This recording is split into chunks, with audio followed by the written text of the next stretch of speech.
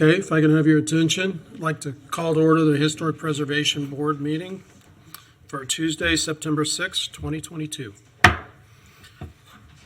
Okay, first item of business, called order, which we've done. Second item would be roll call. Ms. Kaufman? Here. Here. Elizabeth Hawk. Here. Michael Hill. Michelle Hazen. Here. Nathaniel Courtney. Bill Hay. Here. Azza Kamal. Yes. You have a quorum. Okay, thank you. Next item up would be approval of the minutes. Move to approve is distributed. Second. Okay, all those in favor of the minutes? Aye. Opposed? Okay, minutes carry. Next item up would be public comment. This is for anybody that's commenting on something that's not already on our agenda for tonight. Mr. Chairman, if I may, I would like to put a request out there. Anyone that's aware of a stained glass restoration provider to be in contact our staff, Kathleen. We have a need in the community, and McIntyre's retired from the business.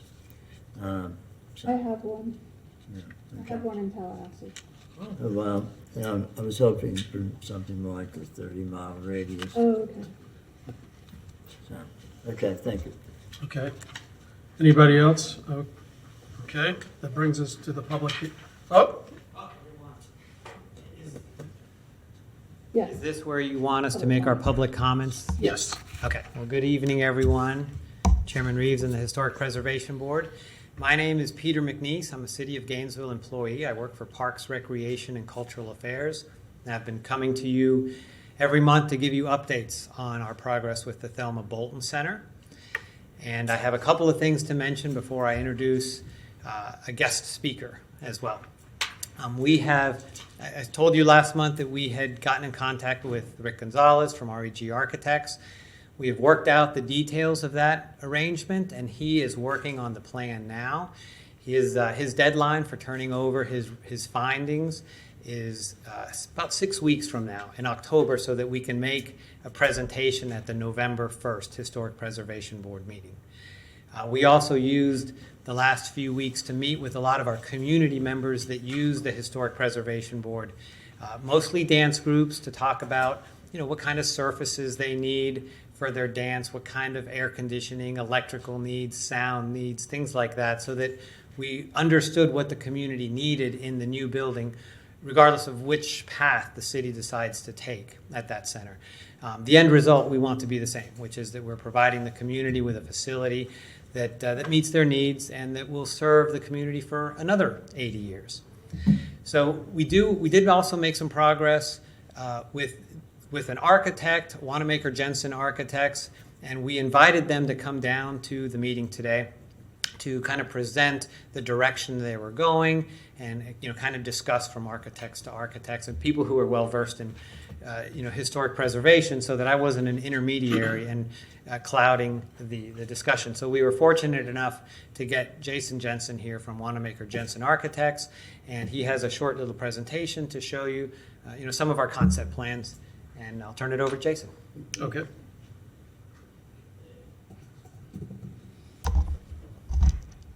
Shocking. Thank you very much for having us over. This is a project that we've been working on for quite some time, through a couple iterations, and doing the exploration, seeing that come through. We were working on the full renovation addition plan previously, so this is an evolution of that. And taking into the stakeholder concepts, giving you some context of what you're looking at is the existing building and facility was about 8,300 square feet. And with the additions and the community needs to modernize this facility and also fulfill the sustainability aspects of this as a programming, when I say sustainability, both from energy efficiency, those type of things, but sustainability from a program standpoint, that they're able to maintain their programming for the next 75 years. So we want to be conscious of that. Our firm has two specialties. One is preservation. We have many casinos and auditoriums that we have preserved and been very precise and looked back in history for how those were put together. And then the community buildings, the community centers, we've done 50 of those, and making sure that they really serve the community on each aspect of those is really important. This is an image that shows an enlarged plaza. When we think about these events, that the outdoor space and how those are seen as event space and pre-function space is very important. So in the front, we also have patios that can be programmed, outdoor space that can be programmed, and allow this to be in another event and park space that can essentially tie this corridor to the Thomas Center as well, all the way down the street, and make sure that we provide some presence for the historic context. So this is a complete recreation of the auditorium building, exact. So the process would be to do full investigation, 3D scans of both the exterior and interior, and bring this back to really the glory of images that you saw in the past. So that's exposed wood, pendant lighting, raising the ceilings, all of the interior aspects that really made that space fantastic, and then incorporating all of the exterior materials just as they were, looking at the detailing, really have that a true recreation of that space. Keeping in mind the elevation changes that you have in the existing building, we would have all of that flowed in the modernization and ADA compliance of a new facility. One thing you'll notice in here is that the historic building is really proud and up front and prominent. So we wanted to think about, we have a large addition to make this a true community center, and how does that pay homage to this building and not detract from it? This building, this shows the existing on the left and rendering on the right, and just re-emphasizing that this would be an exact match. The only difference would be on the building would be slightly longer, adding a bay for back of house and green room. So when they are doing performances, you have a way to get to stage right, stage left. You have a green room, those type of things on the back of the space. But for all of our intensive purposes, we're keeping all of the materials, the mullions, everything would be recreated. This shows that plaza and how the building is out prominent, and the park space really provides it is a new front to the space in that addition that we're calling the multi-purpose wing. This, you have some patio that's separated by some landscape. We have the entry is pushed back from the front of the auditorium. There's a few logistical aspects of the building that we wanted to focus on. In the current, this is the existing floor plan. You can see in this one, let's see, that coming into the space, you're limited how you enter the auditorium, that this other space just doesn't become usable. So you really have a one-purpose space. You can use the auditorium, and you really can't do anything else at the same time. So you have a very vibrant dance program here, for instance. If you want to have different age groups, different types of dance happening at the same time, you can't occupy that at this point. We also want to make sure that new lobby experience can serve all of those spaces, can serve an office space, and then have all the appropriate back of house spaces and concession that can serve that lobby, but also serve those multi-purpose spaces. So this represents about 8,300 square feet. And the new plan, you can see this wing is pushed back. That provides this park space. Here, you can see we do have the imprint of that wing that we intend to be part of the park space, that you would have that outlined within the park space. And then with this new plan, you can see you have lobby space that I can enter each of the multi-purpose spaces and the auditorium. I have the kitchen concession. I have your desk and office proud on the entry. I have the restroom facilities that have to be much enlarged from the existing facility. and I have all my back of house serving all the functions of the space. This kitchen can serve these multi-purpose rooms. This can be divided in two, so you can have up to 3 spaces at one time. So the program difference between the new and the existing is vastly different, but we want to make sure that we're holding the essence of that auditorium and then providing that backup that can allow this center to really move into the next 75 years and have enough flexibility to be able to serve the community well, be able to supervise, and be something that can hold that legacy of Thelma Bolton from a teaching arts standpoint and really convey that. This multi-purpose really provides that extra teaching space that I think pays homage to it. With that, we'll take any questions that you have, or we can obviously bring back staff as well. We have questions? Do you have any other images of the new wing? Because the recreation of the gymnasium is exactly Correct. Right. what this board wanted to see. Right. So Or is that still super conceptual? No, the recreation of the auditorium, and that really is that had the very historic windows on it, that had the essence of the auditorium space with that. Because the wing is such a drastic scale change, with that, we're taking the tactic that we don't want that to take away from what is truly historic recreation of that. And we don't want to just take that wing and essentially make it bigger, which would place it out of scale to the auditorium. So that's why we're changing the orientation. We're setting it back.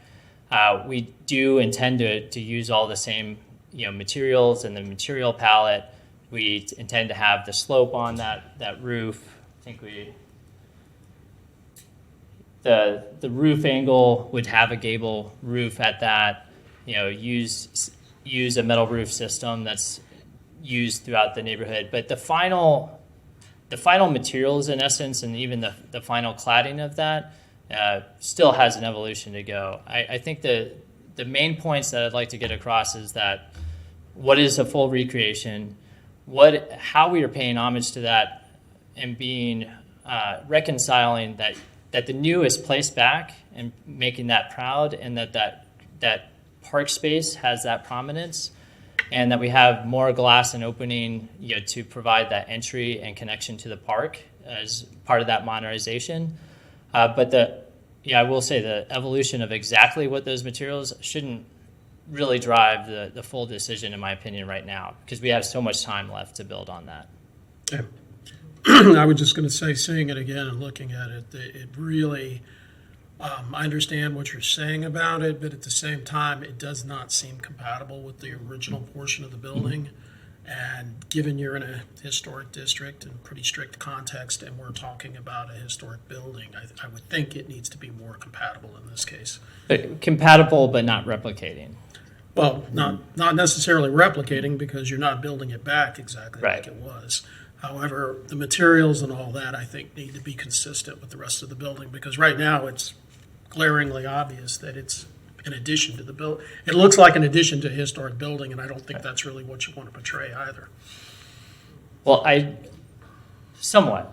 I want it to be clear what was built exactly and what was, separate. Because I think if we're to be conveying that story when we're not standing with the building, that we want you to understand. And I think there's a lot of precedence for additions that were done at different times, even Right. that becomes standalone, preserved and pointed that. So I think, yes, on the materials, yes, we want it to really flow with that. I think we just have to work on that balance.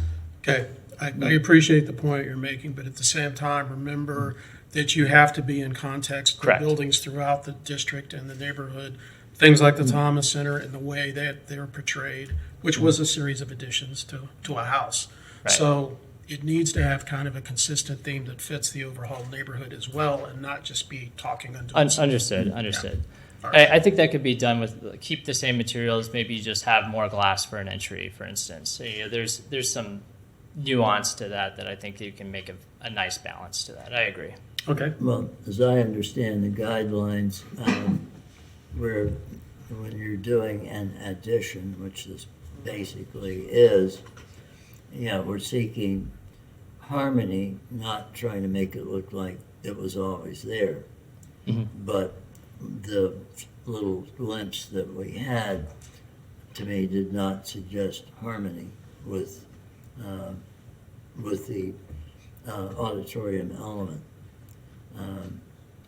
Seemed to need to be a lot more compatible, as Jay said, a lot more compatible. Yeah, I think harmony is a great way to explain that it's not Yeah, I don't want to it's see such a small a balance. building parked next to the existing auditorium that could have been anywhere else. So, Yep, and keeping in mind, this is very conceptual at this Right. point, and maybe not even the direction we're going, but, Right. yeah. yeah. Do we have, Another- Go ahead. Another question. The role of Rick Gonzalez in this process is, I'm not clear, perhaps Mr. McNeese maybe he'll expand on that. Yeah. I would like to have a better understanding. I mean, Rick, I know to be a tremendously experienced in historic preservation. And I would like to have a better understanding of his role in the process. Yep. The separate role, separate, Right. task, for this. If you look back at the original additions and modifications when we were looking at the renovations, that would be essentially the kind of minimum to get it to code from that standpoint. And that other architect will have that and will have the ability to look at the existing building and continue that process. So we have true kind of third-party review of it. okay, Mr. Chair, if I may address the board. Yes. First off, I want to say I really appreciate the presentation. I like this concept. It looks nice, but again, like the other members have said, sir, I do have to say this. When you learn about the Secretary of Interior's guidelines for rehab and rehabilitation, one big thing is that if you're going to add an addition to an historic property, it needs to look like it was always there, and it needs to be able to be reversible. And I'm sorry, but I understand this is a government building, but it doesn't just because it's a government building does not mean that it gets to subvert the same rules that everybody else that live in the historic district. So I would please advise to you and to Parks and Recreation staff, please review the Secretary of Interior's guidelines when you proceed further with this. Thank you. anybody else? I just Okay. have a quick Yes. comment. I love your vision of replicating the building. I think you do a really good job. Not a big fan of the super modern addition. I don't think it goes well with the neighborhood. It's all conceptual. One thing that I would ask that you do as you're designing this building is be sure you're working really closely with the city's facilities department to make sure that you design a building that they can continue to care for. I know a lot of times there's a real urge to put in all the new sustainable stuff, and then you design it, and then the city says, oh no, we don't have the means or ability to service this yet. So I just want to make sure you guys are all working closely together so that when we get to a point in this project when it's time to move forward, we don't stumble over those little things. Yeah, absolutely. The materials, all of that, even with the stakeholders, correct dance floor, those type of things are all going to be conceived of. I do have a question, to you all as a board. Assuming that compatibility of the harmony is achieved through that addition, on that size, thoughts on the placement, the park aspect of that, as a tactic of how we're, looking at a addition to the existing recreation. Well, that's one way it distinguishes itself as being new to the site and new to this auditorium. But having the street presence kind of maintained, even though it's pushed back slightly, I think is what we want to see, that street presence, just like it is now. And the facade, it still has the presence to the other street, even though it is slightly pushed back. And I understand the site constraints that we're dealing with. And, you know, if you look at the current site plan, the building does have a lot of the site that's back behind the building and not very well used, so I can certainly understand that as a concept, definitely. Okay, So, great. Michelle? Yeah, I just have a question. I know I'm not seeing it in these images, but we have some really beautiful, I believe they're live oak trees. Are those being preserved?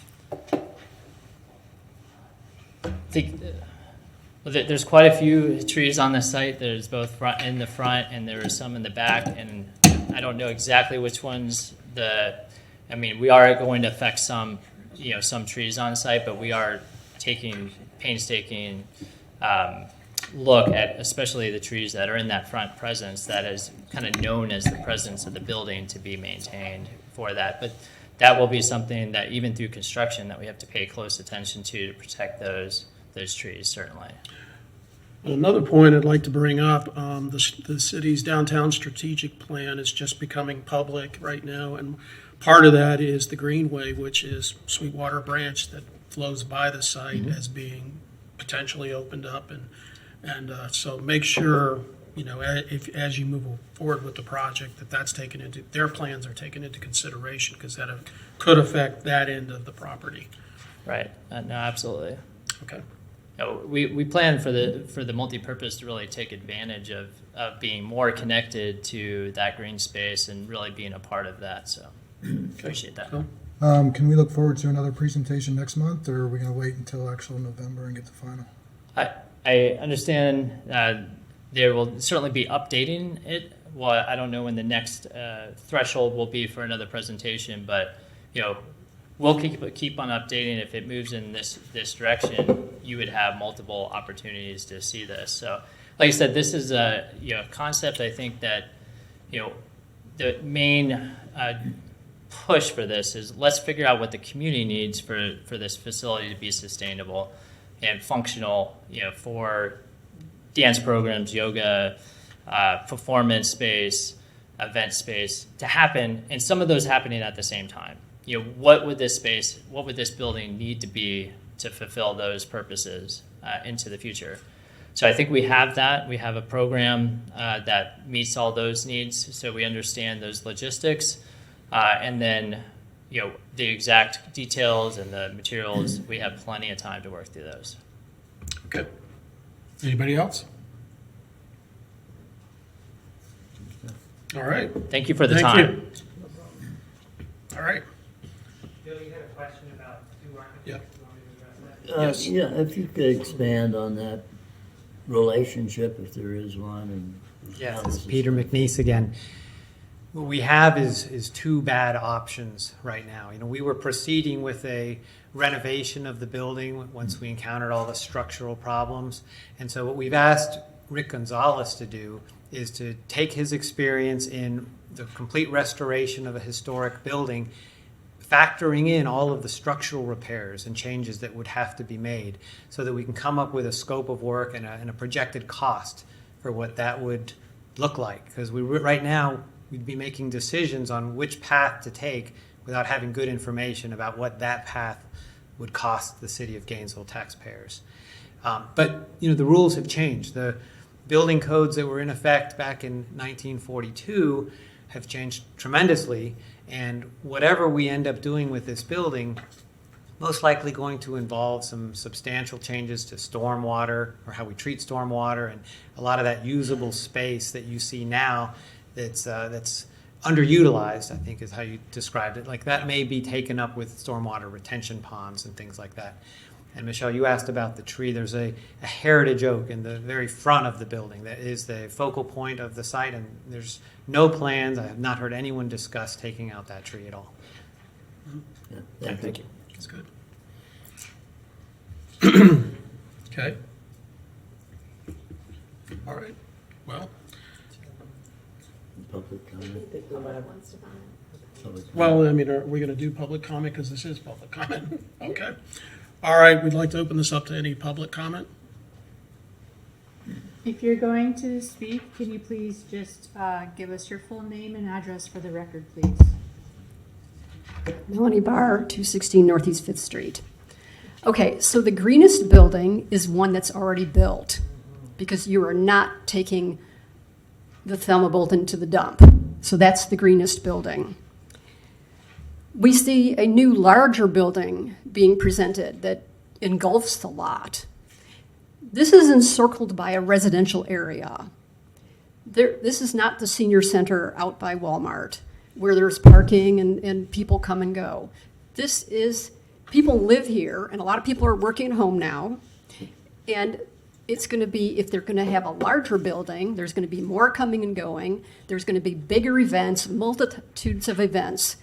And as far as I know, the Duck Pond neighborhood residences that are there have not been contacted. And I would say they're stakeholders. They were talking about stakeholders, those are the people that use it. Well, they don't have to use the Thelma Bolton. They could use Cone Park, or they could use the senior center, other places. A bigger building would also destroy a tall building in the back of the building near the fireplace that was built in 1943, almost 80 years old, for the soldiers. That tree dates to, somebody said, possibly the founding of Gainesville, 1869. It's a very tall tree. It would be destroyed by this new large addition, and the tree would be destroyed. The fireplace would be destroyed. That's where the soldiers gathered. The shuffleboards would be destroyed, and there's people that plant now. There's some garden group. If you ever look at the back of the Thelma Bolton, there's a garden group that has lovely plantings going on there. So it's used by the community as a garden. And there was talk about the flood zone, the stormwater, and that it would take up so much of the site. Well, the Masonic Lodge, that's a tiny lot, and they've got their flood water or their storm water underneath the ground in front of the building. That they cut that out, and on their tiny lot, they were able to do that. Now, in terms of making a replica, I read this to you before, but I want to mention the Tampa Housing Authority said they have 2 homes that are in poor shape, and it would be cheaper to raise and replace them with replicas. But we need to save our history, not destroy it. This is a passion project, so it's not going to make total fiscal sense, but it's the right thing to do. There's talk about structural problems.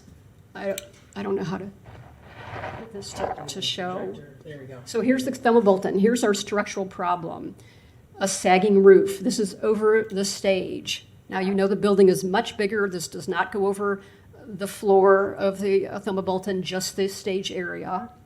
And then there is some pressure on the concrete that goes down to the foundation. But there's other buildings that have roof problems. And that looks like it's worse. And this building was saved. That's a building in Pennsylvania, I believe. And we're talking about roof problems and structural problems. Here's a building that doesn't even have a roof. Doesn't even have a roof. You see the chimney here and the gable there. And then that's how it looks now. So anything is possible. All it takes is money. And this is a historic building, significant for World War II era. We have no other building like this. It's significant for Thelma Bolton as a person. She never married or had children. This is a landmark to her because she was a hostess for the soldiers. She also directed the recreation center. That included Teen Time, and Teen Time is where the teenagers went and saw rock bands, including Rock and Roll Hall of Fame people. Tom Petty attended those dances. Stephen Stills played there. I think the Allman Brothers played there. Very significant in rock and roll history.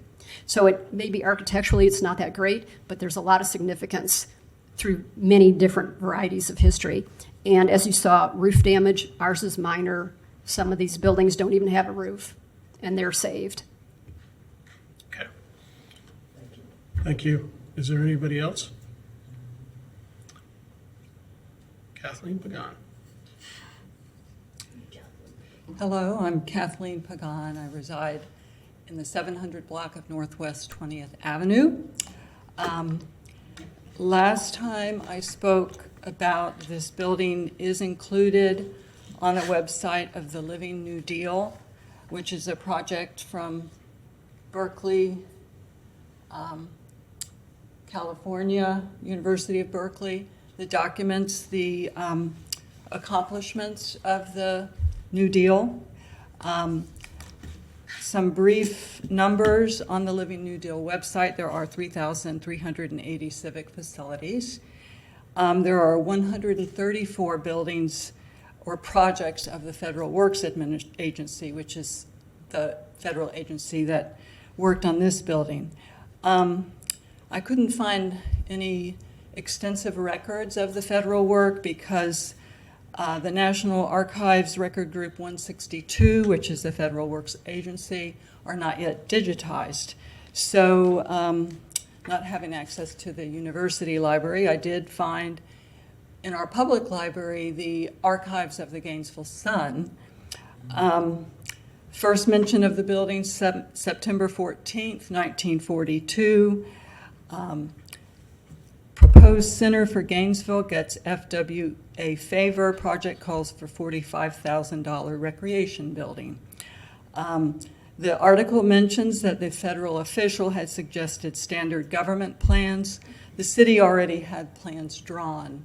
One action required by the city was donation of the site. The next article, December 13th, 1942, mentions that Mellon C. Greeley of Jacksonville is serving as the architect, taking over the plans drawn by Sanford Goyne, local architect who is now in the U.S. Navy. Title of that article was Recreation Center Construction Will Start Here on Monday. There was an article on January 15th, 1943, mentioning tourist envelopes delivered to the Center for Servicemen's Use. Presumably that was another location because the building was not yet open, but the article mentions that tourist scenes of the UF campus, the pool at Glen Springs, Hotel Thomas, a residential street, the Gainesville Golf Course, and the Tung Oil agriculture fields were printed in blue on one side of the envelopes that were given to the servicemen. Now, Michael Gannon noted that during the Second World War, Camp Blanding had the fourth largest population in the state of Florida. And of course, we know that following the war, a lot of the servicemen that had been stationed in Florida returned, and that led to the 1940s and 1950s population growth. Excuse me. As the historic marker notes, the building was dedicated on July 23rd, 1943. Just coincidentally, I looked today at a This Day in History site, which said on July 28th the same year, President Franklin Roosevelt announced the ending of coffee rationing in the United States. A few other articles I found about the building. One, November 26, 1943, mentions that the service center serves 400 meals to Army men. Those were servicemen from UF, the Alachua Army Airfield, which is now our local airport, Camp Blanding, and also Orlando, and the Mount Brook air bases. Mount Brook was near Williston. So this article about the 400 meals gives special commendation from city officials for the work of the service center staff of Mrs. Nell Hurst, Mrs. Fred Bryant, Mrs. Danny Hampton, Mrs. Gertrude McGill, Mrs. Flory Morris, and the director, Miss Thelma Bolton. So I do think that this image, which is from the Federal Works Agency, it was a postcard, it does show the historic facade of the side that you were discussing earlier that may need some redesign, so maybe that will be informative. And as Melanie noted, other projects in the city do have underground stormwater retention areas. Thank you. Okay, thank you. And I'll submit the other documents to the staff. I didn't think you'd want to see all of the newspaper records, but when you find them on the website with your library card, you can log on. They look just like that. It's a page from the newspaper from those years. Thank you. Thanks. Okay. Anybody else like to speak to this item?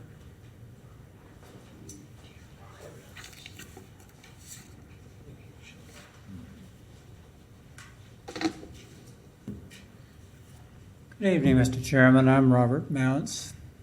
My home address is irrelevant because I now live in Hale Village, but more importantly, I'm the current board president of the Matheson History Museum across the street.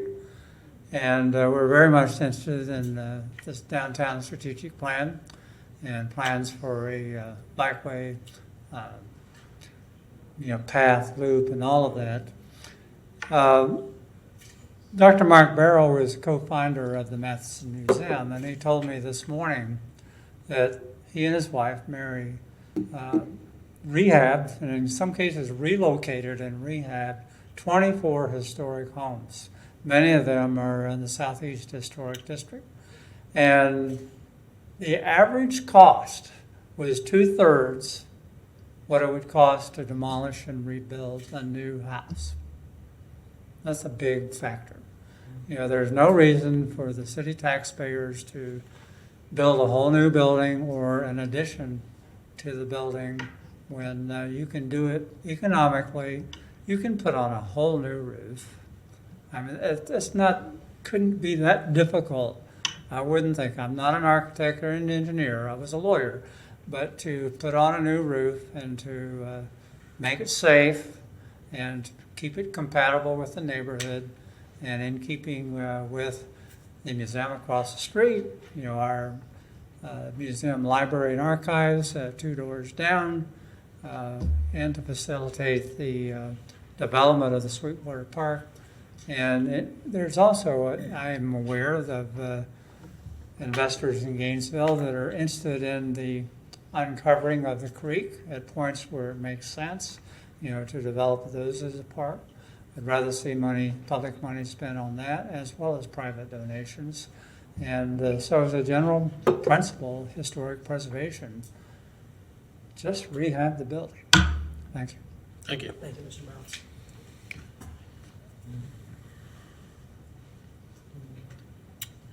Hello, I'm Tana Silva. I live in Pleasant Street. And I was going to actually say these remarks about the plumber's item, but this seems really appropriate now too. I was shocked to learn just a few days ago that one plan board member told another plan board member at a meeting that she was fetishizing old buildings. And this is kind of one of the talking points that we're hearing now about, some other policy things that are going on with the city. And in the past, I mean, to me, that is just shocking, given the environmental and economic and cultural benefits of preservation, as we all here probably agree. That's just the wrong way to go. And in 2016, I know Michelle was on the board, Bill and Jay also. The HPB led the way to getting the city to start a discussion and some research about demolition by neglect, which this obviously is. I mean, if the city owns the property and they're letting the roof fall down, then it's on the city to restore it and to be leading in renovation, a renovation economy and a renovation ethic. And y'all are the perfect people to really, head the city in that direction. We've asked Santa Fe to, about increasing its apprenticeships and dual enrollment for construction trades, and especially focusing on renovation, because the labor shortage is really affecting, as you all know, who've had anything to do with construction lately. So anyway, I belatedly sent to Kathleen a copy of the agenda of the Community Development Committee meeting, special meeting with the Historic Preservation Board and residents from various neighborhoods in March of 2016. And Sal Camella had come up with wonderful maps very, specific, fine-grained information and information from other cities. I think Jacksonville was one, of how they're handling demolition by neglect and making some accountability stick about, you can't just come in and demolish something because you think it's more convenient or it doesn't fit your your idea of what you want there. And so I think we're in dangerous territory now with the city and UF, just demolishing stuff and just going along with whatever, professional says, oh, well, yeah, it would cost too much to renovate it.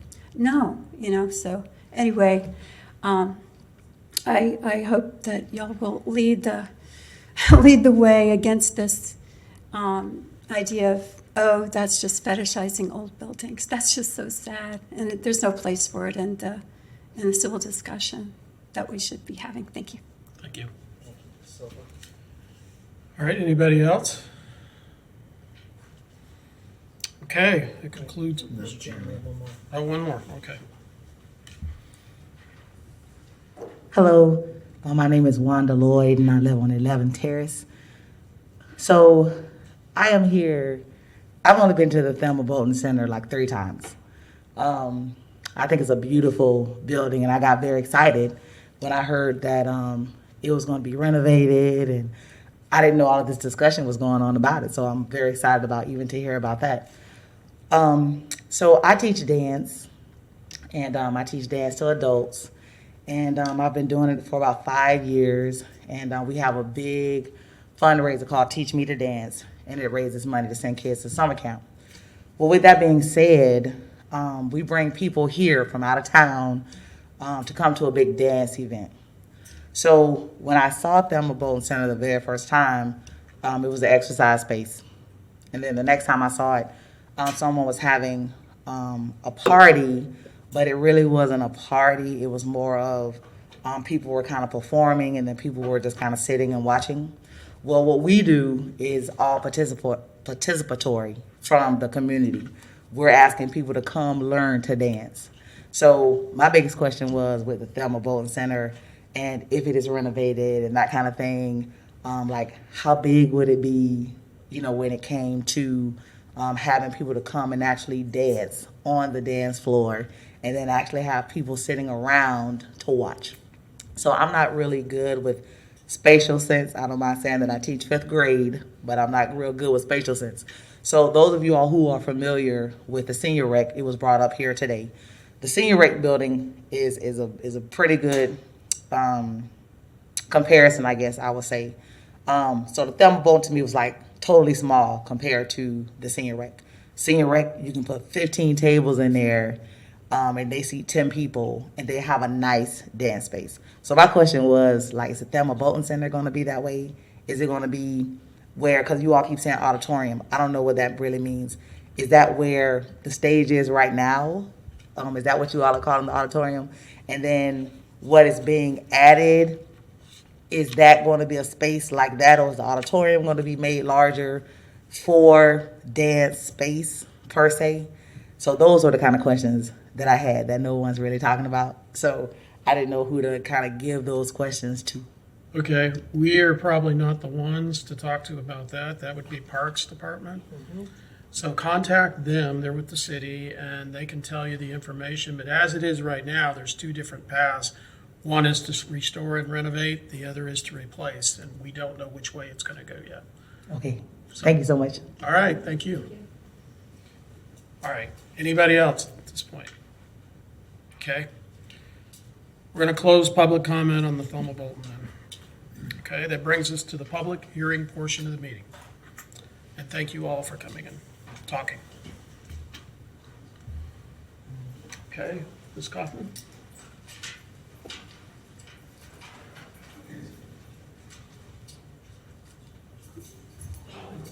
If you plan on speaking for one of the public hearing items, could you please stand and raise your right hand?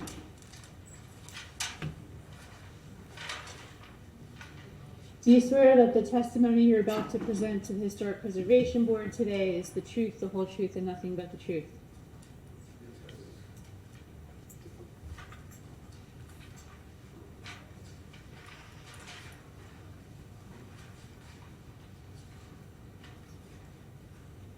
We do have some requests for deferral. Okay?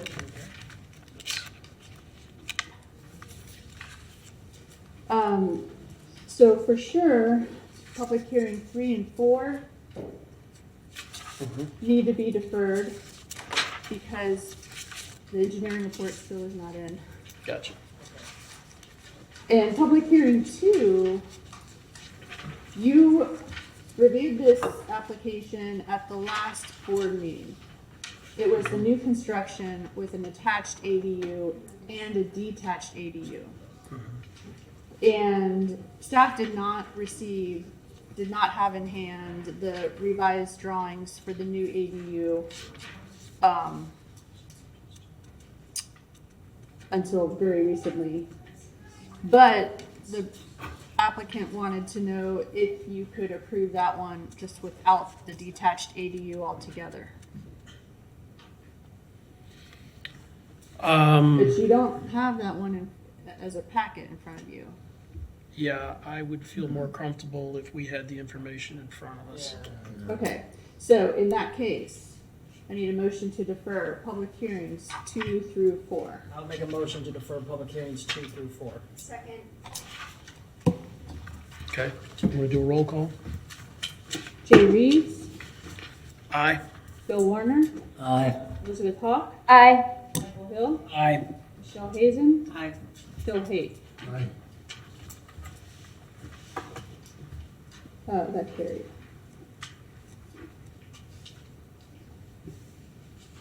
Okay. Next up, there's no continued items for tonight? There is one continued. Oh, I'm The sorry. public hearing 1 is really kind of a continued item because you heard this long time ago.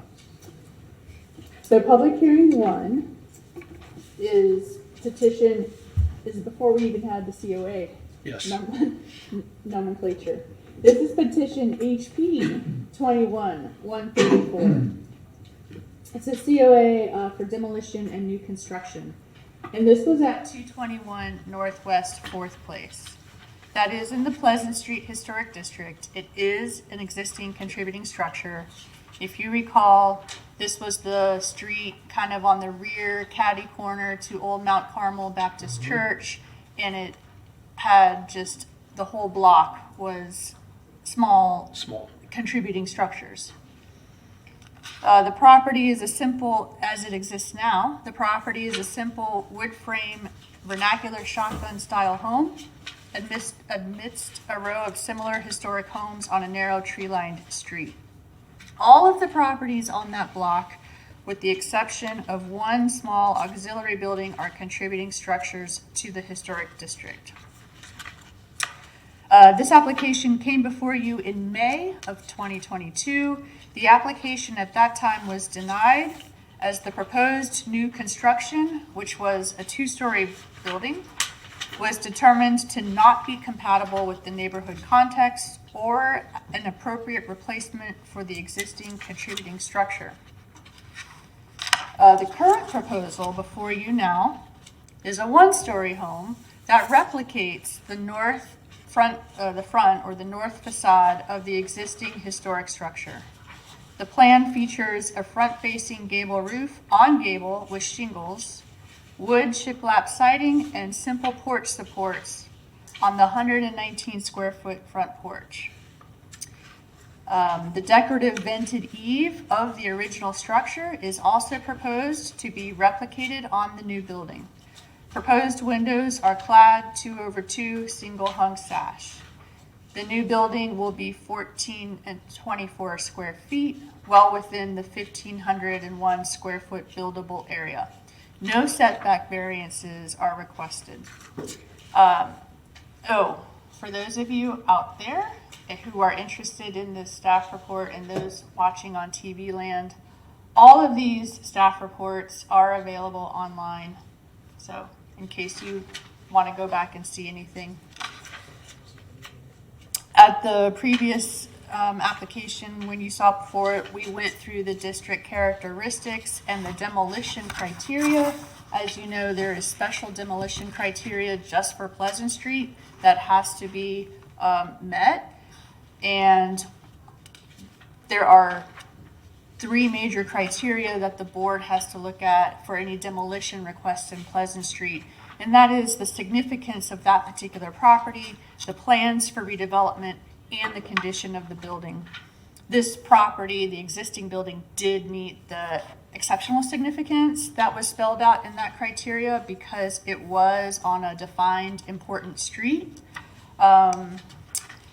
The plans for redevelopment, now we do have plans for redevelopment that are compatible, and we'll get into that in a second. And the condition of the building, as you saw in the previous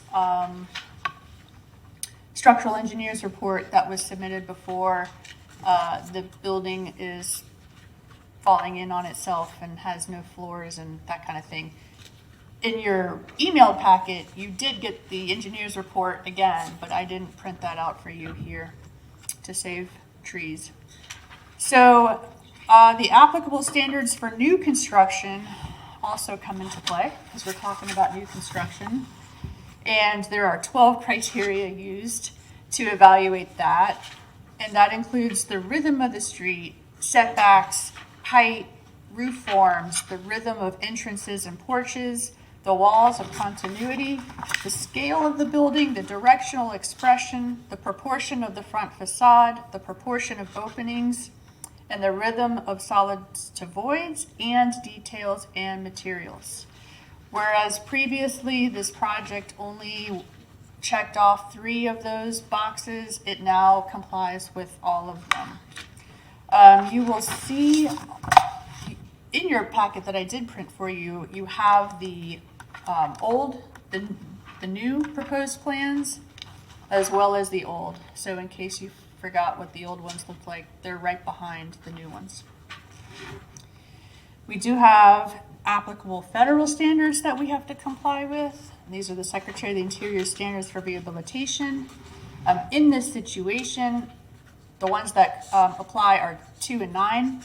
Standard 2 is that the historic character of a property shall be retained and preserved.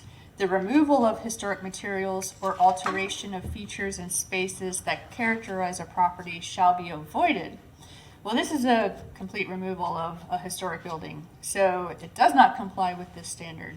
So the way you try to offset that is, what are they proposing to put in its place? Standard 9, new additions, exterior alterations, or related new construction shall not destroy historic materials that characterize the property. New work should be differentiated from the old and shall be compatible with the massing, size, scale, and architectural features to protect the historic integrity of the property and its environment. The proposed new construction does replicate the original building's main facade and will therefore be compatible with the massing, size, and scale. It will be built with materials that convey the character of the district. So really the only change here is they are extending the building to the back. And I actually really like that it's remaining a shotgun type style house. The original recommendation that came before you had 3 conditions. Condition 1 was that the vernacular architectural vocabulary of the new project shall be retained as designed, but shall be reconfigured to be a 1-story residence. They did that. Condition 2, the gable eave vent feature shall be changed to the vertical slat configuration that exists on the building now as a way to pay homage to the lost historic structure. They did do that. And in fact, the porch, everything is replicated to the historic building. Condition 3, the windows shall be designed as 2/2 single hung sash as a way to pay homage to the lost historic structure, since that was the original configuration according to the Florida Master Site File form and earlier survey. This proposed building now meets all of the compatibility criteria for new construction within a historic district and has met all 3 of the original conditions. Your exhibits included map of the property, the context photographs again, the new plans, the old plans, the structural engineer's report. Staff recommends that application HP 2100134 for demolition of 221 Northwest 4th Place and the subsequent new construction be approved. Okay. All right, is there, I see the architect, is there any, would you have anything to add to that? No, I think Kathleen has said it all. Okay. If you have Good any enough. questions, I'm here. Okay, board comment? Mr. Chair, if I may address the board. Now, here's the thing. Shotgun houses, and I know this is like a shotgun style, but it's not exactly shotgun houses, but it definitely, like, I would say kind of like, it could be considered one. I would like to actually ask the architect, is there any portions of the structure that could be saved in the demolition and be reused? Like one thing I'm thinking about as we've read over and listened to all the guidelines here, like, are you able to salvage, for example, the front facade, or is that thing just in too bad of condition? You know, because, like, I've seen this house, and, you know, I think personally it's a very unique house to Pleasant Street. You know, you don't see too many of them in the state of Florida at all. I mean, unless you're in Apalachicola. So I would really like to ask the architect just more questions on like what other measures are being taken to preserve this property, because unfortunately this is a very tough decision that I, as a board member, am going to have a difficult decision on what to say and what to do. Thank you. I'm following the advice of the structural engineer who said to demolish the building. There are parts of the building, as Kathleen said, that are literally falling down.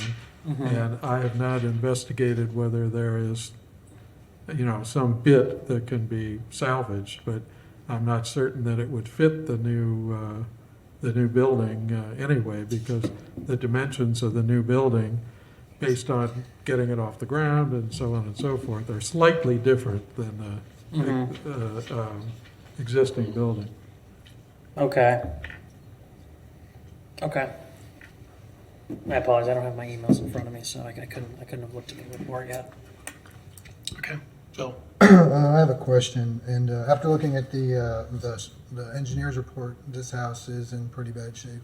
I don't know that there's a whole lot that could be salvaged from this project at all. I mean, the inside is, and it's almost a danger to the neighborhood. Really? But the question I had was, is this going to be off the ground, or is this going to be a monolithic slab? It's going to be a slab that'll replicate the look of the house that's raised up at.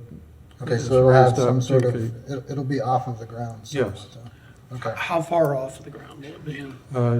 2 feet, I believe, is what I showed, and I believe that's about what the existing house is. Okay, that's It's not, That's what I wanted to very find. high up off the ground. It was a very small house. Yeah. So they didn't raise it up 3 or 4 feet. Yeah. Thank you. Okay.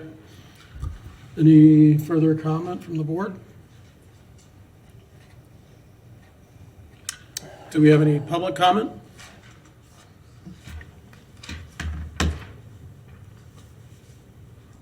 I'm John Calvins. I live at 417 Northwest 7th Avenue. I live in Pleasant. I was born in Pleasant.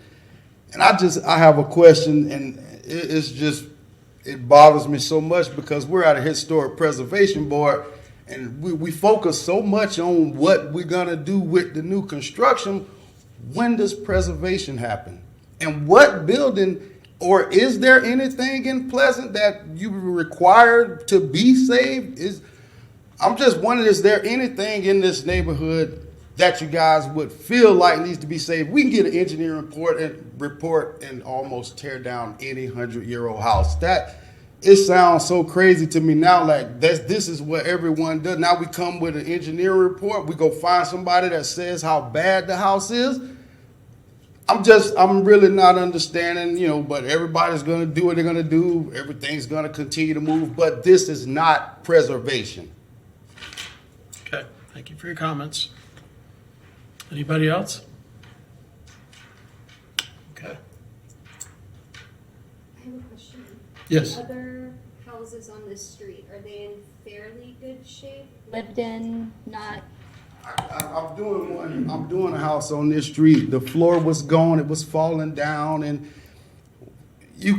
we can tear down every house. Like I say, I'm just wondering, when does preservation come in? Because I like to be at that meeting when, we decide that we're gonna save and we're gonna actually preserve something. I just wanna see what that looks like. I know what demolition and new construction and what has to happen and how they have to look. What do we save? What are we preserving? Yes, there are other houses that are torn up, and I fixed up a few of them.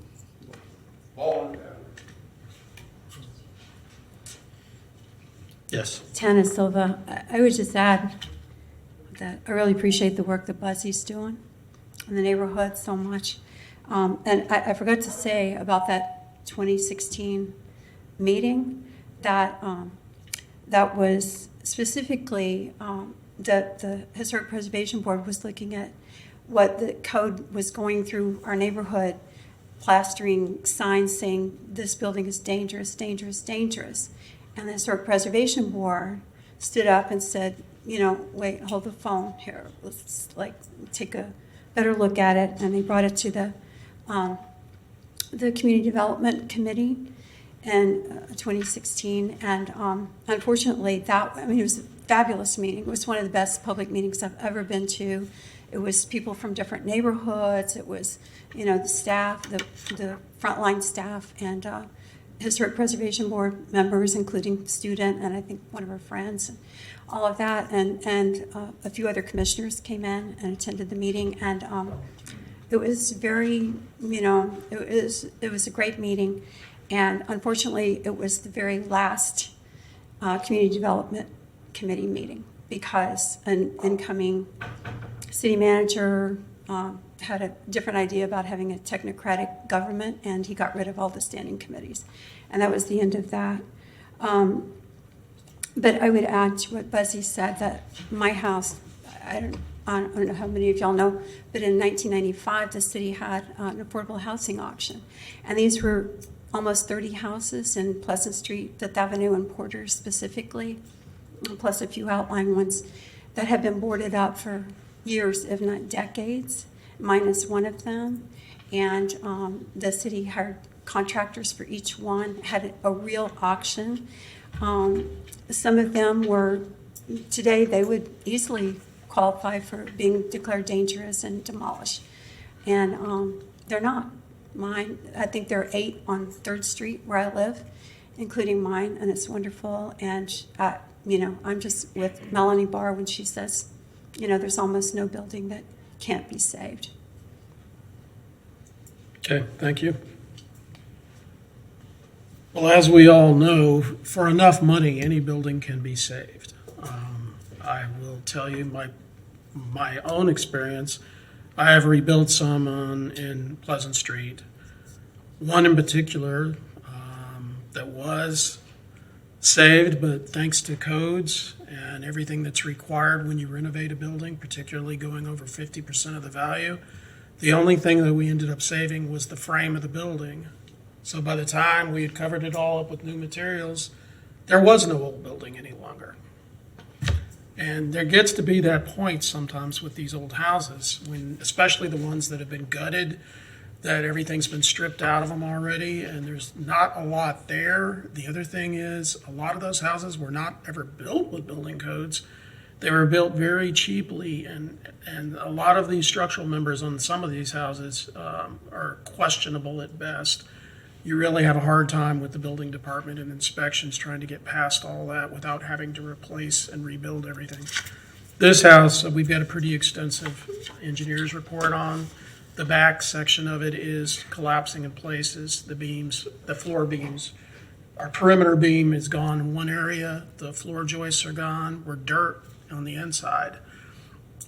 And it's really a judgment call based on what is it going to actually cost to reconstruct it in place versus what is it going to cost to put it all back together and have a contributing building to the neighborhood. Because the amount of people you can find to sink way more money into a building than it is worth is pretty small percentage of people is the problem. So it's a tough choice for us. We hate to see the buildings come down as well. Every one is a loss. And at least we were able to get the replacement to be more compatible with the street, the size of the neighbors, and everything as such as that. It is a beautiful street. There are renovations happening even right next door. And those are wins. But this one is it all comes down to who buys the property and the owner and what their intentions are when they buy it. Because if they have no intentions of renovating it, then they'll just let it sit until it falls to the ground, which happens all the time. So that's what I see as an architect dealing with this same thing. Any further comments on the proposal? Okay. I just have the comment that I am not here to save people money. I'm here to protect buildings, so I really don't personally care if it costs someone more to do something, but I think sadly, in this particular case, this home is not savable. You can look at the engineer's report online and it's literally gaping holes, stripped, the wood is rotting. I don't even think you could pull wood or windows or anything from this home. And that's really hard because sometimes I feel like when you do new construction, it sort of sets off let's just build them all new. But I'm glad to hear that there are renovations going on next door in some of the homes. It makes me feel a little bit better about this one. But yeah, as a board member, I'm not here to make anyone money. Well said. Yes, Michelle. Yeah, I know this building, and it is falling down, but I do think it's worth, what John Calvin's was saying. I mean, I know he's opting to restore a building that is probably in very similar condition as this. And so, when I look at someone that's invested in the neighborhood like he is, and understands that there's a character of the neighborhood, because I will say, no matter how much you try and replicate a historic building, it's going to be on a slab. It is not going to be a historic looking building anymore. Yeah, the floors are gone, but again, so are John Calvin's. I can actually think of two. Do you remember the church building across from, I don't know, a long time ago, and I know there was a lot of discussions many years ago. I think it's on Second. But we ended up, I remember, looking again and again at the beams and the different things, because some of the construction techniques were so unique to that moment in time. And it is true, we are a preservation board. And, so replicating historic buildings isn't really what we're trying to do. I mean, that is Seaside or wherever we are, We are trying to preserve a neighborhood that has a lot of historic buildings. And while I can appreciate that this owner's purchased this and is wanting to do something different, in the same sense, was there an owner like a John Calvin's that would have been willing to purchase this building and preserve it and put the time and the energy in? And perhaps. And I think it definitely, Tina Silva brings up a very good point. We had many discussions about demolition by neglect. Your comment, Jay, about, well, then somebody's just going to let it sit there and rot. Well, then that's on us as a board, and as this, a part of, our contributions in the community. Why are we allowing things to sit there and rot? Why do we not have tougher standards?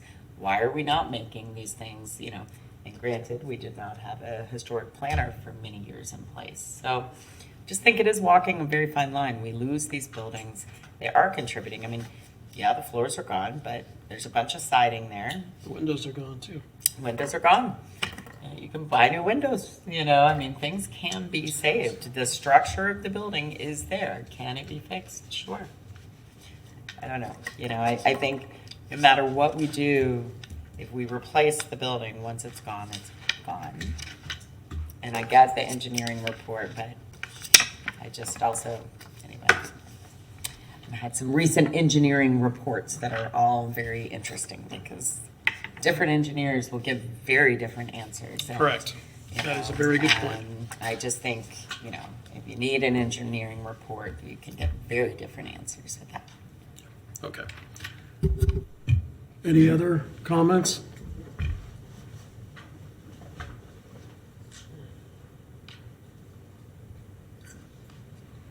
All right, would somebody like to put together, I'm sorry, Andy? Can I respond to some of those comments? Sure.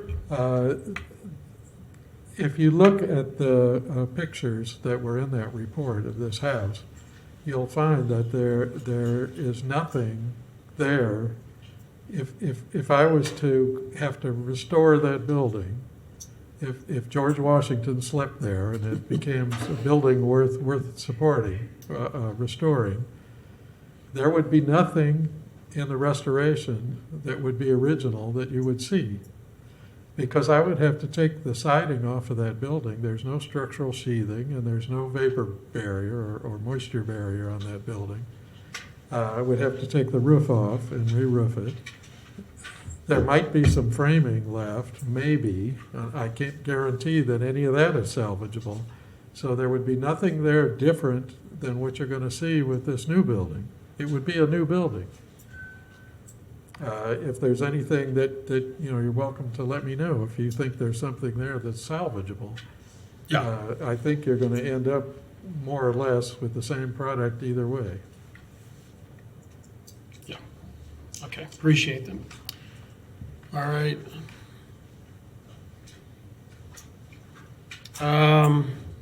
Do we have any public comment on this? Anything from the neighbors? No. Okay. Would somebody like to make a motion?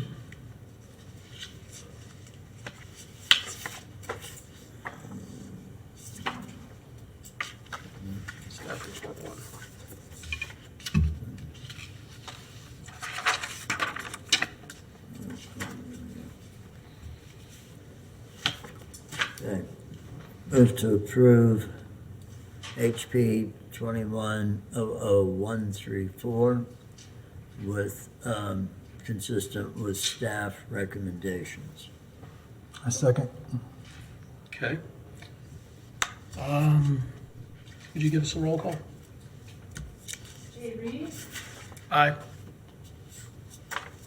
Bill Warner, Aye. Liz Hawk, Aye. Michael Hill, Nay. Michelle Hazen, Nay. Bill Haight. Aye.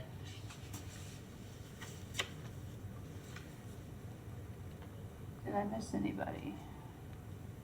Did I miss anybody? No. You got us. Okay. That motion carried. Okay.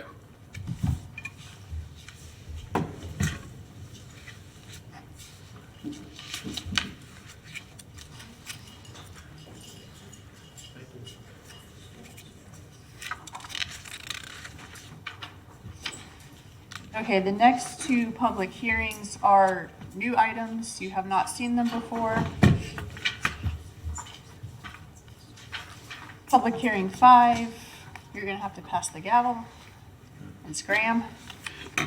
Scram. I don't have to scram. You should. No, I've never scrammed. I just bite my tongue. Okay. Public hearing number 5 is petition COA 22000078. It's a COA for a new construction of an ADU, accessory dwelling unit. This is at 301 Southeast 7th Street. This is in the Southeast Historic District, which we don't see many applications for. Date of construction is 1940 according to property appraiser, or 1930s according to the Florida Master Site File. Owners are Joe and Cindy Montalto. The property is part of the Magnolia Plantation Bed and Breakfast Complex. It's a one-story frame vernacular house with clapboard siding and a full-length front porch supported by slender square piers. This, interestingly, is not the original location of this structure. The existing house was moved to this lot in the mid-20th century. So the applicant is proposing to build a 2-story frame, 850 square foot ADU behind the historic structure to the rear of the property. The ground floor space will be a garage, and the second floor will be living space. Proposed ADU was designed to stay in keeping with the character of the surrounding bed and breakfast complex.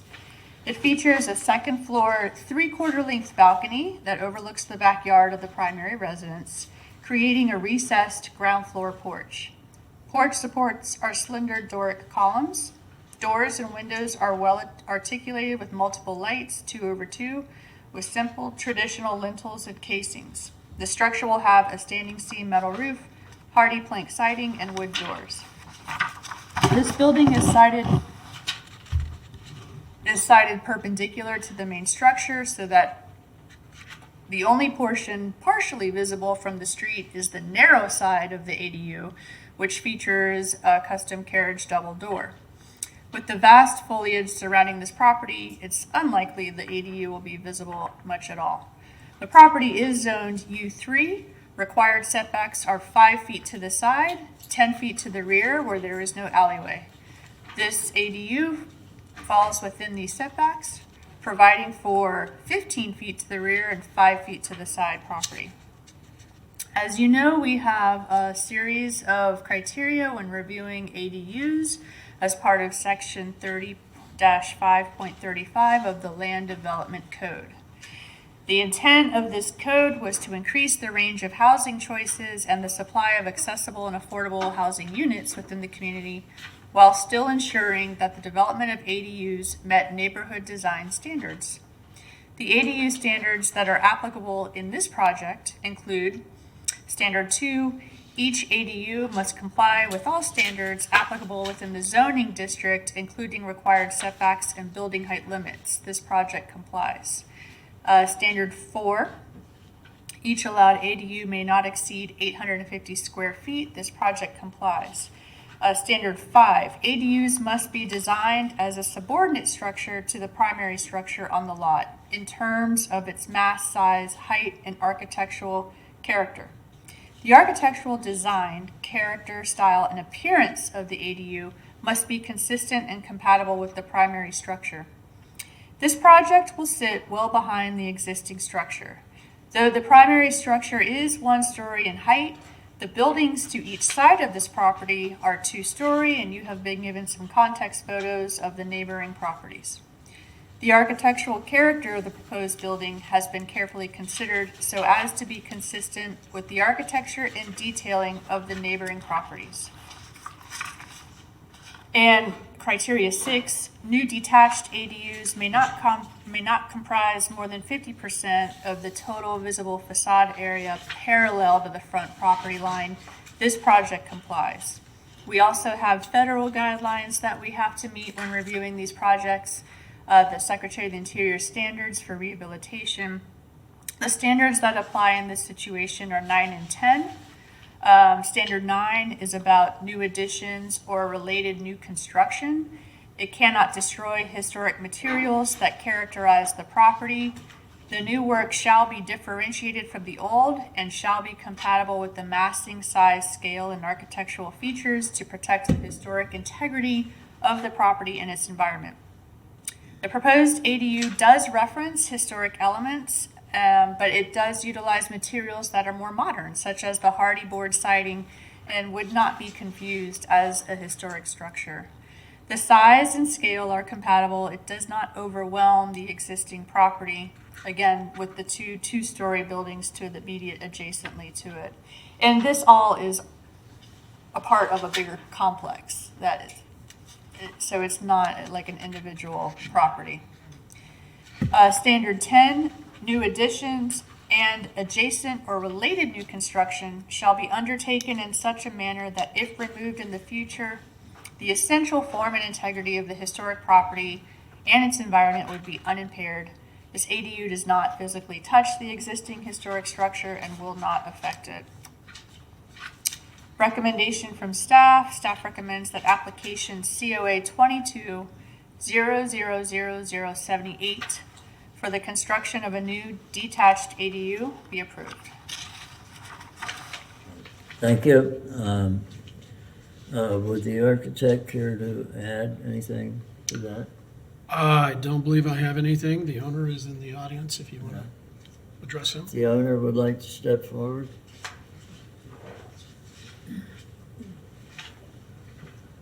Please state your name. My name is Joe Montalto, Jr. Would you care to make any additional comments to the staff? Not really. I think the staff covered it very well. Appreciate the analysis. This is something that we've been kind of contemplating doing for a long time. There are some things that are changing in our life. My father is moving in with us. My mom passed away about a year ago. So, and he's moving into Mrs. Huey's cottage. So one of the things that he was concerned about is, our loss of income, from not having Mrs. Huey's cottage anymore as far as the Magnolia Plantation is concerned. And also, Cindy and I have been living on the third floor of our house for the last 32 years. Her knees are getting shot, and we thought we'd come down the floor. So we want to come down, but we don't want. We like our privacy, and we've been sharing space with our guests for 32 years. So I think we've done our time, and so at some point, Jay has done a fantastic job of designing some space which incorporates everything that we love about all of our properties. So, but that's all the comments I have. And so thanks the board for considering this. Very good, thank you. Board comments? I just have a question. So I'm just not seeing anything that details out. I mean, obviously, love the design, really well done. I feel like it'll fit really well in that space. So the windows, are those clad windows? Are they wood doors? I know I heard hardy board construction on the outside. Yeah, there will be wood doors, and there are, let's see, we're going to do some clad French doors wherever those are exposed to the weather. Mm-hmm. Yeah, but the windows are clad. The windows are clad. Wood clad. Yep. Okay. Yeah, really pretty. Additional comment by board? Does anyone in the public? Oh, excuse me. Also, our neighbors, Nan and Dave of the Lower Located, who are the most affected by this project, they're here tonight, if you want to talk with them as well. So. Well, they're, be happy to have them step forward, please.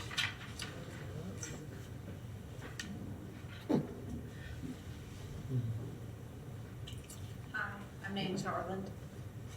Okay, you're gonna have positive comments for Well, maybe if they'll Please pay help me yourself. off, just kidding. So in all seriousness, we can certainly support the idea of them wanting their privacy. We've been at the Laurel Oak Inn as owners just over 4 years now, and recognize our privacy is actually lost oftentimes most weekends and throughout the week. And so when they shared their idea, mainly because we will be seeing this structure, it'll be kind of adjacent to our backyard. We welcome it, we support it fully and understand, and appreciate that they're trying to keep the preservation and make it look so. Okay. She's not saying that because she has Sicilian neighbors either, okay? So And I'll get to see their dog more. Okay, thank you. Mhm. All right, anyone else care to comment? Board, may I hear a motion? Motion. Second. Motion and a second, roll call, please. Bill Warner, Aye? Liz Hawk, Aye. Michael Hill, Aye. Michelle Hazen, Aye. Phil Haight. Motion carries 5-0. And I abstain.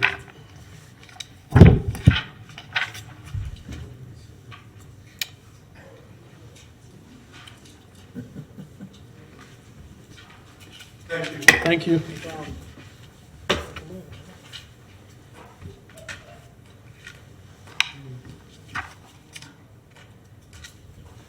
D, do you want to recognize?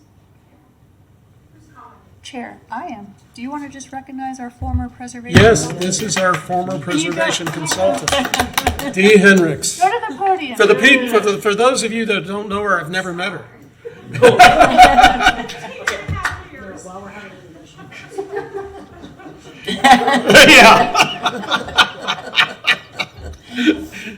Thank you, Dee, for everything. Thank you. Okay, public hearing 6.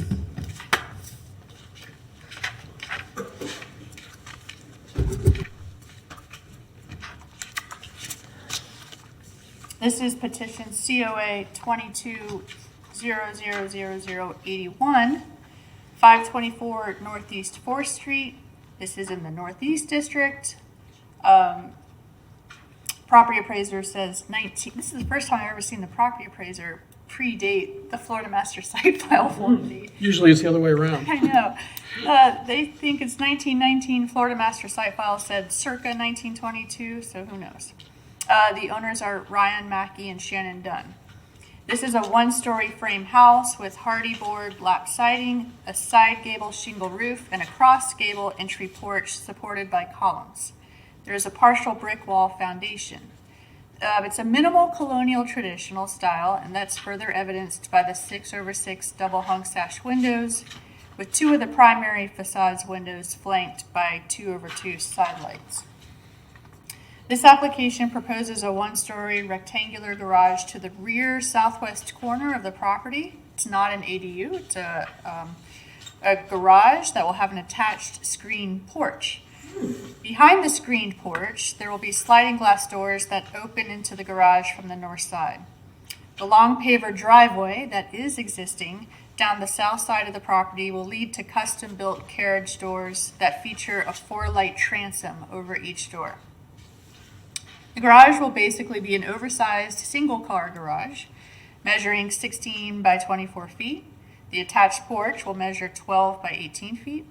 The wood frame structure will feature a fiber cement siding and exposed rafter tails to match the exterior of the existing home. Interestingly enough, there is an existing concrete slab in the proposed location of this detached garage, so that indicates a structure was there previously. The zoning is U2, which requires a 5-foot side setback and a 10-foot rear setback if there's no alley, which there is none. This project is requesting a variance to those setbacks.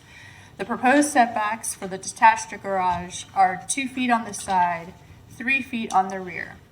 Both of the adjoining properties to the rear of this parcel also have accessory structures already located within the setbacks, which you can see in the map of the property, which is your Exhibit 1. The Secretary of the Interior standards that apply in this situation are again 9 and 10, because we're dealing with new construction, not really anything to do with the existing historic property. Standard 9 talks about new work shall be differentiated from the old, but shall still be compatible with the massing, size, scale, and architectural features to protect the historic integrity of the property and its environment. The proposed detached structure does not destroy any existing historic materials. The new work is compatible with the massing, size, scale, and architectural features of the existing historic home. The new project utilizes hardy board siding, small single-pane square windows, and sliding glass doors that will differentiate this as a new structure. Standard 10 also talks about how new construction shall be undertaken in such a manner that if removed, the essential form and integrity of any remaining historic buildings and its environment will remain unimpaired. And this does not physically affect the existing historic structure. Staff recommends that application COA 22000081 be approved. And this is a Kurt Strauss project, and he thought he was going to be here. He did know about it, but Okay. Do we have questions or comments of the board? Mr. Chairman, I'll comment that the owners have been very diligent in their efforts to improve the primary structure. They've been very effective. I am directly affected by the placement of this.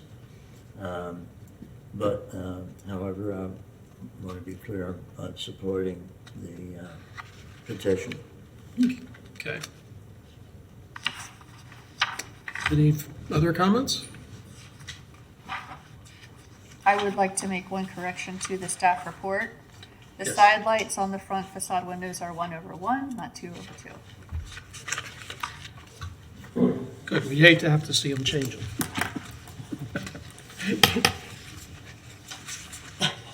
Michelle? Comment. Knowing it's a Strauss project, so I'm guessing he's gonna use one of the Skyline, I think that's what he uses typically for the windows, so wood, vinyl, I suppose mullions, that kind of thing here. I'm very curious about the doors in the back. The French doors?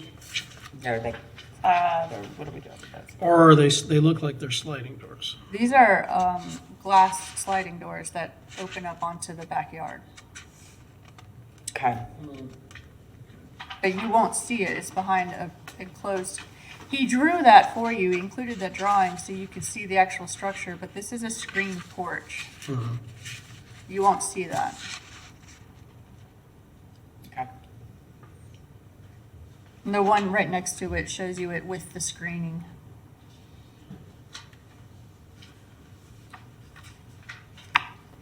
Okay. So the sliders are in the screened area? Yeah, they're in the screened porch. Oh, okay. All right. Because so- of that, they're yeah. not really on an outside wall, Right, and they're not right. visible. Got it, got it. But he figured you would want to see the actual building construction. Right, okay. Thank you for that clarification. Okay. Motion to approve? I'll second that motion. Okay. Jay Reeves, Aye. Bill Warner, Aye. Liz Hawk, Michael Hill, Aye. Michelle Hazen, Aye. Phil Haight. And we skipped public comment. Melanie, did you have? Good thing. Motion carries 6-0. All right, good. Okay, let's talk about the other stuff.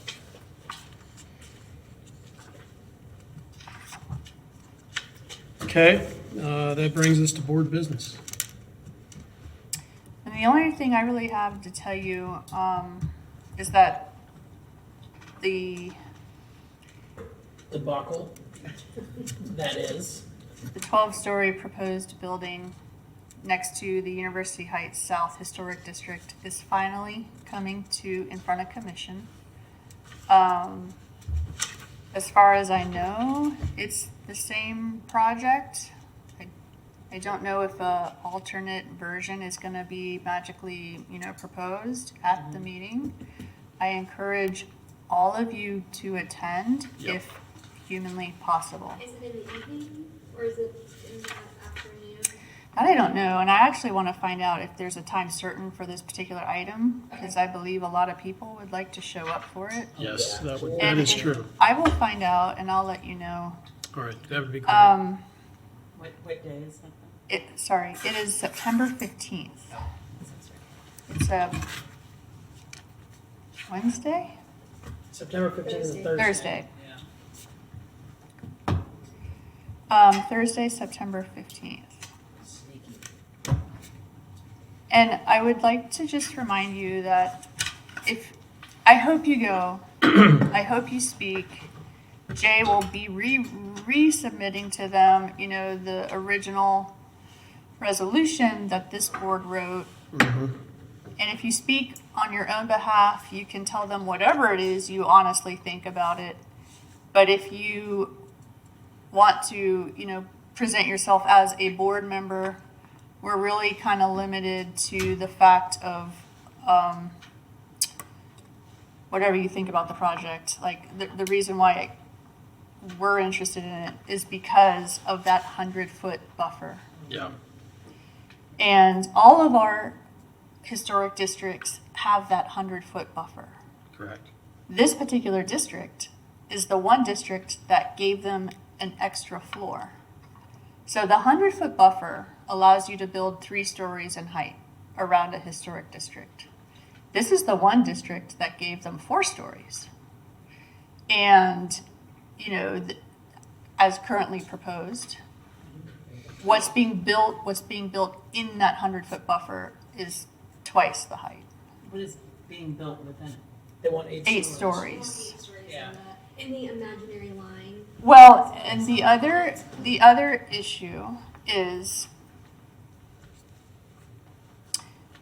there's a 12-story component to this proposed building.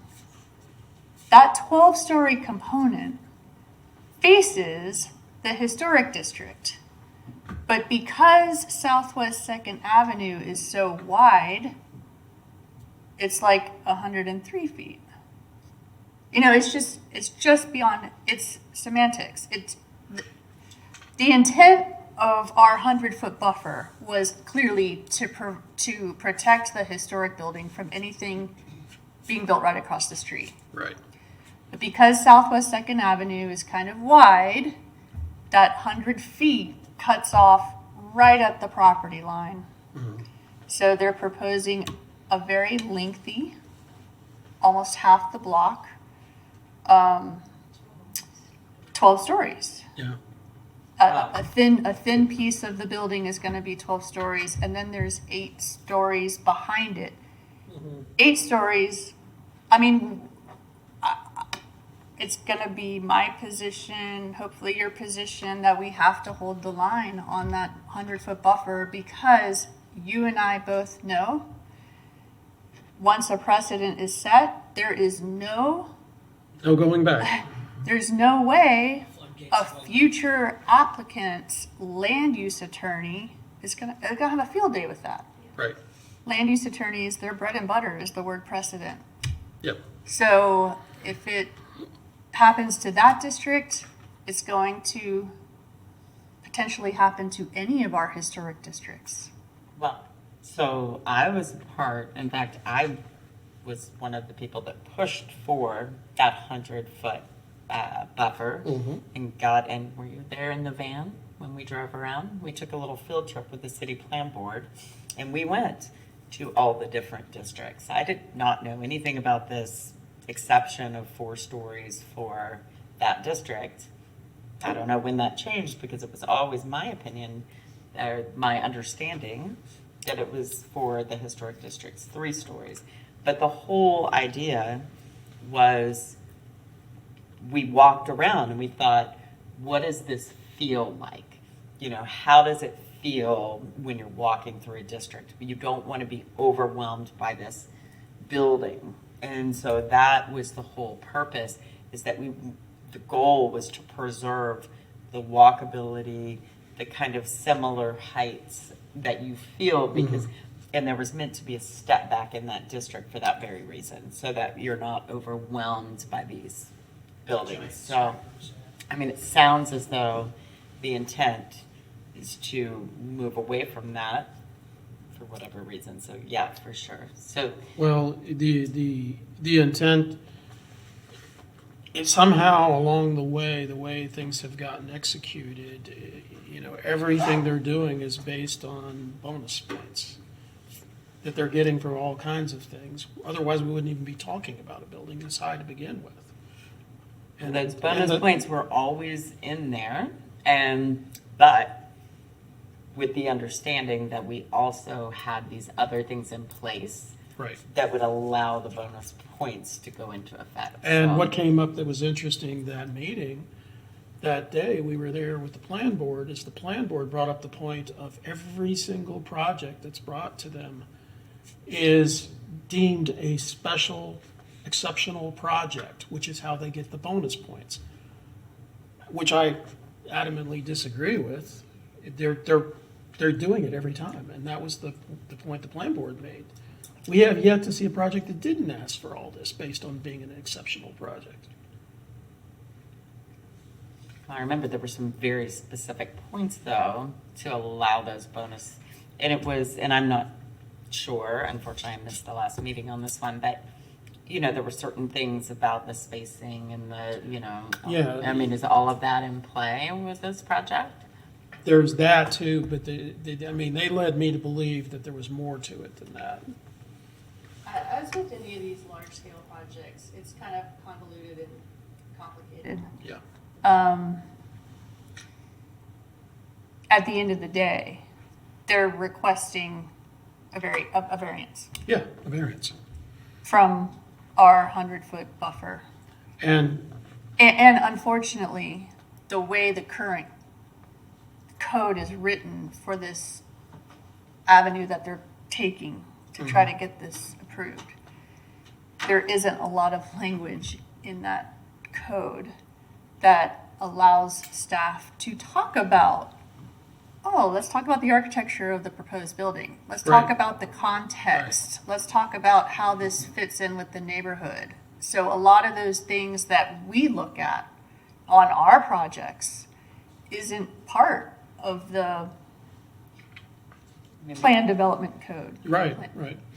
Well, going back years and years, before, we started having things like the ability to look at setbacks and things like that as a board, every time we went for a variance on any kind of anything, basically, you either went before the Board of Adjustment or you went before the head of planning or whatever.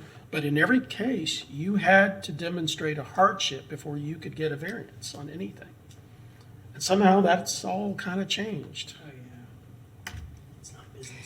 Well, at the end of the day, this is a huge, you know how we were talking earlier last year when I first came on, that we wanted to kind of get away from just sort of nitpicking at everybody's little applications on a window or this or that, and we want to delve into really big issues. This is one of them. This is one of them. An issue that could just basically eliminate the boundary zone entirely. And the other thing that concerns me is this building it's not on a main thoroughfare. I mean, students use Second a lot, but it's not on University. It's not on. If you're on University, they might have an argument. Yeah, they're pushing these larger buildings further and further into these neighborhoods. And I had someone tell me, oh, well, it's all student rentals anyways. What does it matter? And I'm like, because when you walk through there, they're homes. Regardless of who's living there, it feels like a neighborhood still. It's a matter of Because if scale and not just yeah, who lives if you there. put a 12-story building, the next thing you know, they're going to want more and more and more. And my concern with the current makeup of the commission